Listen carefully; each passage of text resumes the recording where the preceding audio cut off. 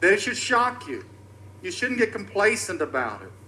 It should widen your eyes. It should set you back, take your breath away to imagine what God has done through this message and never to be ashamed of it. That God's power is a part of it. When you share this message, God's power tags on behind it. And you may think, well, I can't convince that person. That person won't listen to me. Well, wait, God is working behind you. You may be surprised what God has done in advance and what God is going to do through you as you share that simple message that God has entrusted you with. Let me close with this, a simple story about Christianity Today. Reported on this about Campus Crusade for Christ and how they were going through different parts of mission work throughout the world. And one of their most effective tools for missions was the Jesus film. And the Jesus film was made, I think, back in the 80s.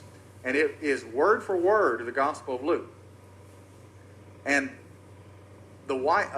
a couple from the Wycliffe ministry was in Peru, and they were taking this film from village to village.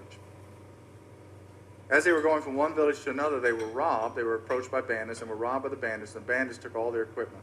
And as the bandits were loading up their equipment, the missionary, the man, said, well, you might as well take the reels to the film as well. And so they took the films as well as the equipment. Now, sometime later, a man contacted this missionary couple. And the man shared with them that he had been among the bandits. He'd been one of the bandits that had robbed him that day.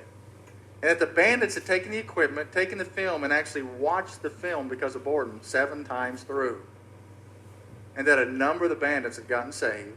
And that he himself had actually come to faith in Christ and now had his own preaching and evangelism ministry.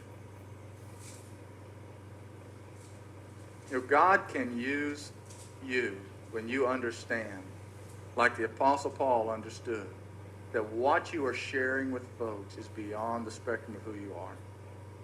It is powerful.